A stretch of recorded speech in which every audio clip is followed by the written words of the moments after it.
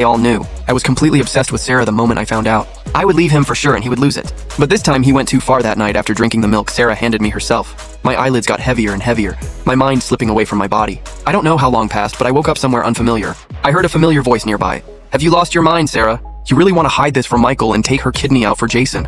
It was Rachel, Sarah's best friend.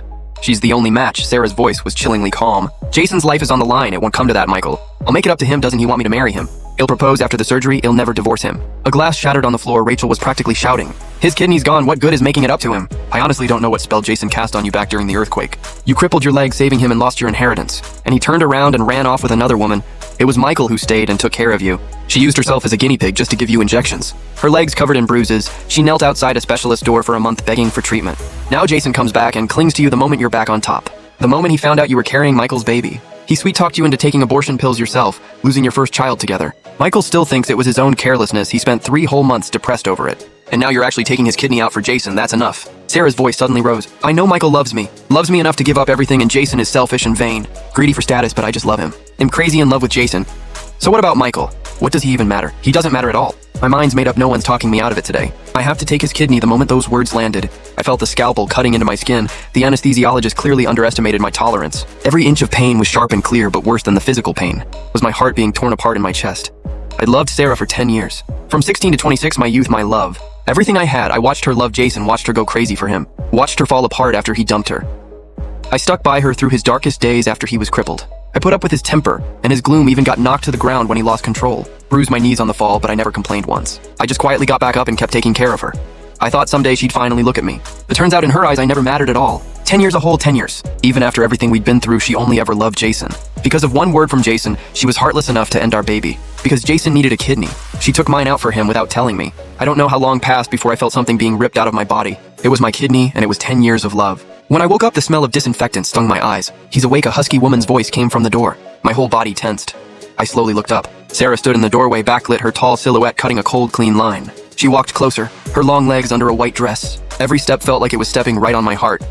Sarah sat down on the bed, reached out and touched my face, wiping a tear from the corner of my eye. Her brow furrowed slightly. "Does it hurt a lot?" I looked at her. My heart felt like it was being crushed by an invisible hand. The pain was suffocating. How could she still ask so gently if it hurt? How could she take my kidney with her own hands and our baby, and still sit in front of me like nothing happened, looking at me with such concern? "What's wrong with me?" I spoke, my voice barely recognizable. Sarah's expression didn't change, her tone was gentle. "You had a sudden appendicitis attack. The surgery's already done." "Appendicitis?" I let out a laugh. Laughing while tears kept streaming down. She couldn't even bother with a decent lie, seeing how hard I was crying no matter how much I wiped it away. He didn't notice anything off, just thought I was in a lot of pain. Quickly said he'd get a doctor and rushed out. But once he left, he never came back. 3 hours later, a nurse came in to change my dressing, whispering to herself, "Miss Sarah is really something, staying up all night. Just heard Mr. Jason woke up and wanted porridge from that old shop on the west side." She rushed out and drove there herself in the middle of a storm. Hearing that I couldn't hold it back, the tears came pouring out again. So that was why he never came back. He was so sure I loved her, that I wouldn't even get mad, so he didn't even bother sending a text to explain. "Sarah, what am I?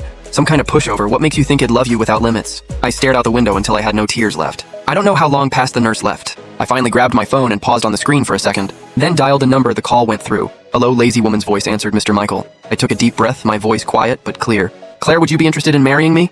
There's a pause on the line. "Did you dial the wrong number?" "I'm not Sarah, I know." I gripped the phone tight, my knuckles white. "You're exactly who I'm asking. I don't want to marry Sarah anymore." Claire sounded interested now, her tone slow and lazy. "What makes you think I'd marry you?" I closed my eyes, my voice calm. "Because you've never had any interest in Sarah." I paused. "And because of that photo of a profile sitting on your desk." Dead silence on her end. I don't know how long passed before a voice came through, pretending to be calm. "How do you know that I stared at the pale ceiling of the hospital room? The IV dripped drop by drop like it was counting down what little devotion I had left. Just answer me yes or no." There was a 2-second silence. Then the woman finally spoke. Her tone carried some unreadable emotion. Her breathing sounded a little uneven. "Come to me within 7 days, well, go get the marriage license. Also," she paused, "after we marry, you can never have any contact with Sarah again." I closed my eyes. My voice clear and certain. "Deal. After 7 days, I'll never see him again." After hanging up, I booked a flight to the city 7 days out. It was Claire's territory after that all day. Sarah never showed up again, only the aide came by, politely saying, "Mr. Michael, Miss Sarah's been swamped at work. She asked us to take care of you." I gave a flat and didn't call it out. I knew Sarah wasn't busy. She was glued to Jason's bedside. Not until the day I was discharged did Sarah finally show up. She wore a fitted dress, a hint of fatigue in her eyes. Still stunning enough to make your heart skip seeing me packed up. Standing at the door, she hurried